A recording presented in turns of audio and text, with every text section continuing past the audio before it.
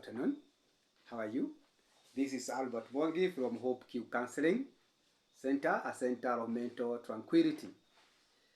And here again, we are here to discuss some mental wellness because your mental health, your mental wellness is our concern. We are so much concerned about your mental wellness. We want you to have mental soberness. Amaniaji, to have mental soberness so that when you go to workplace, you are sober, you are performing your duty, you are meeting your deadlines, you are meeting everything, and at the end of the day, you are the perfect man. Why? Because of mental tranquility. We just want you to have mental tranquility. And today, the topic of the day is occupational therapy. Occupational therapy. When we talk about occupational therapy, some people ask, what is that? It is Kiingereza mingi. The word occupational means work, where you work.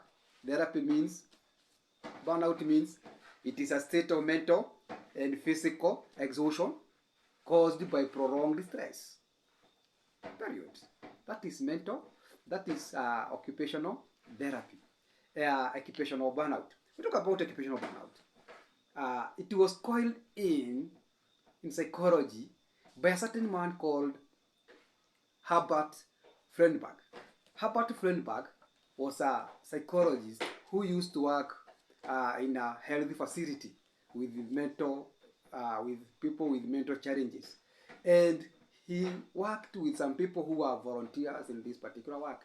And one time he realized that people who he was working with are behaving and acting the same with those people who had mental illness. And he realized, what is happening? These people are almost the same. Why? These are healthy people. These are mentally challenged people. But they look as if they have some things in common. And this is the moment he realized that there is what we call burnout. People become exhausted during work time due to work overload and sometimes lack of motivation. Lack of motivation. If you don't motivate your employees, let you be informed, they are going to have burnout. They will not perform. You will be surprised to see them not beating the deadlines. You will find to see them pushing them all corners, around the corners, pushing them to do something because they are not motivated. They are overwhelmed. And when we talk about occupational burnout, is whereby when you go to work, you don't feel like working. You don't feel that you are going to do anything. All the time, you are buying time. You're not doing things at the right time. You find yourself, you are overwhelmed. You are overwhelmed. You are overwhelmed because you have some mental challenges. And we have said that it is a physical and emotional and mental exhaustion. You have been exhausted. You have been used up.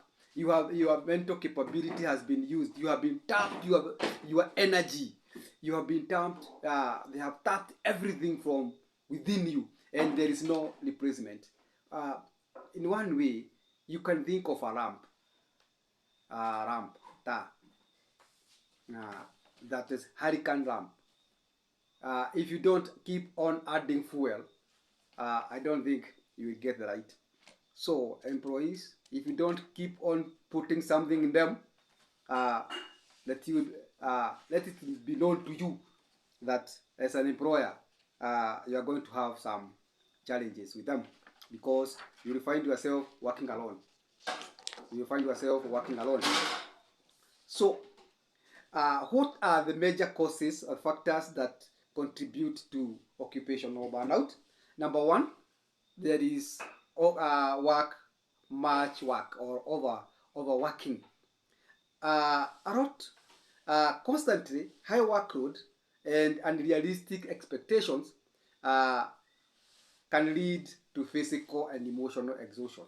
High workload, and realistic expectations from your employees. What you expect from them is too much than what they can hold. You are putting too much in their mouth more than they can chew. So what they do is the moment they burst, they just throw everything to you. So they are exhausted. They are chewing, putting too much in their mouth, more than they can chew. So the only they can do is to and have nothing else. So number two, lack of control. Employees who have little control over their work environment, schedule, or job tasks then feel powerless, contributing to burnout. When we talk about control, when you are in a certain company or organization and you want your employees to work well, involve them in whatever you are doing. Let them control what they are doing. Let them be part and the parcel of what you are doing. Don't sit down and give directions, give dictatorship. You direct them through dictatorship. These people are going to feel powerless. They are going to feel as if their mind is not used well. Make sure that they own what you want them to do. Let them own. If at all you are having a poultry farm, let your employees own this poultry farm on your behalf, so that whatever they are doing independently. They are doing knowing that everything our boss has trusted us in this. So let's do our best. The moment they realize that you trust them, you allow them to carry out the work that you want to be done, and giving them opportunity to do it at their best, then they are not going to have burnout. But the moment you control them, as if they are just what to call it, robots, you are preparing people to be robots. You are controlling people with a remote, kama TV. Then utashangaa. Then there is no reward, no recognition for hard work. Most of the employees and employers, they go in loggerheads because somebody works too much, but you don't recognize what that person is doing. Sometimes you find that you are not recognizing what people are doing. Wewe uko pale every day, the moment you wake up, you are telling them they are doing nothing, saying that if you tell them they have done good, then they are going to relax. So the only thing is to keep on tightening their bolt. Even if you are tightening the bolt, it is going to break down because it's come to an end. You don't go to tighten it again. Everything has its limit. So the most important thing is to motivate your employers. Recognize what they're doing. Appreciate them. Appreciation is something that is very important. When you appreciate somebody, you motivate that particular person. That person feels that the value he is giving has been valued. He is a worthy person. But the moment you start on talking ill about something, currently, for information, we are slowly diverting from the normal psychology to positive psychology, whereby we talk about good things, so that those good things that you want people to do for you, talk about them. Don't talk about the negative about it. Talk about the good things that you want people to do. Because where there is right, there is wrong. So why should you keep on talking about the wrong things? Sometimes I just look at the Bible and realize that Jesus himself, having come from heaven and known the devil, he never mentioned the name of the Satan more than 10 times in the Bible. He only mentioned when talk about Peter, the devil, go behind me, Satan. The other thing, he was just giving examples. A good farmer planted wheat. The evil one came and planted at night, but never mentioned the word Satan. Because he wants people to have positive mind. If you want people to have positive mind, who you are working together with, be sure that you have that positive mind that you want people to have. But if you sit down with your employees all the time, you are talking about the bad things they have done, they are not done this, they are not done that, you are not good, you are bad, you are the person who is not good, not your employees. Your employees are good, but you are the person who is not good. Then there is something else, that is poor work-life balance. Sometimes people are not able to balance their life and the work. They mingle the two. Make sure ya kazi unaiacha kazini, ya nyumbani unaiacha nyumbani. Let everything be done at the right time. Then there is what we call job insecurity, constant worries around the layoff. Sometimes people have job insecurity. They are not sure if their contract is going to be renewed. They are not sure about what is going to happen tomorrow. They are not certain about their job. So as an employer, make sure that your employees are secure in their job. They feel secure. If these people don't feel secure in the job, they keep on looking for other jobs. Every day they are in social media, they are where trying to look and see if they can get another place so that they can they can move on if this place is not going to be conducive for them. Toxic workplace culture. There is something very important. Toxic workplace culture.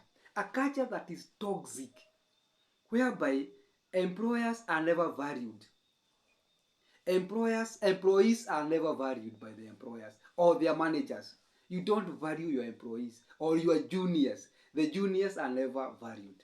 Whatever you do, no one recognizes that. Whatever you do, no one sees you have done anything good.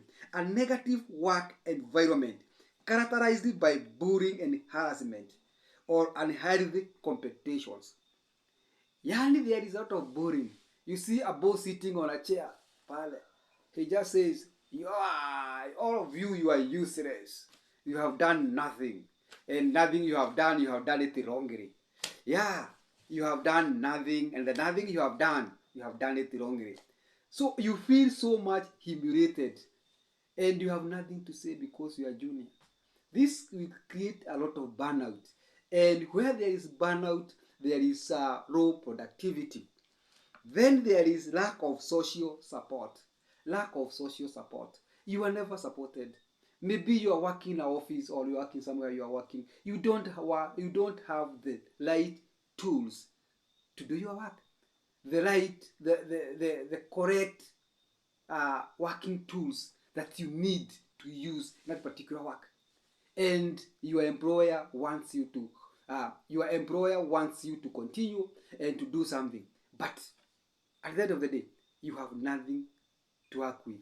Huna kitu ya kufanya kazi, but they want you to do it. That's what we call lack of social support. You are not supported. You are not emotionally supported. You are not supported at anything. You are there and no one is supporting you. There is limited opportunity for growth. There is no seminars at workplace. There is nothing that can grow your profession. If you are a counselor, maybe you are working somewhere as a counselor, there is no time for you to go for counseling supervision, whereby you go and off-road what you have been doing. If you are a nurse, there is no time for you to go and renew your licenses, to do something for you to improve your work. If you are a teacher, you go for other trainings. You need to grow your profession so that you don't remain dormant. Don't be dormant. You keep on improving yourself. There's something that it said, continuous and never improving. All the time, you continue and never stop improving. You keep on improving yourself, bettering yourself each and every day. And you should be supported to better yourself. There is poor management. Having a supportive manager or any conflict of reporting lines can contribute to employees' dissatisfaction, stress, and ultimately burnout.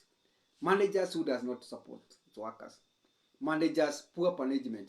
You find that the work is poorly managed. The manager who is there does not know what he's doing. He is only there like a figure. Anything that is brought to him or her for either for advancement or for anything, he just step on it and aikanyangia. The reason is he does not want anyone to be better than him or her because he feels that his job is not secure. Hata yeye anaweza kuwa na burnout zake. So make sure that those are the common things that causes burnout in workplace. Those are the common things that causes burnout in workplace. Then we have some signs that shows and indicates that you have toxic work environment. And this is what we are going to discuss next. For today, I just wanted to talk about factors that contribute to burnout. In our second video presentation, we are going to talk about signs of toxic work environment, and also we shall discuss about ways to deal with toxic environment. Ways to deal with toxic environment. Thank you for today. We are going to wind up from there, as we wind up, we are going to make sure that we have discussed a bit of it, and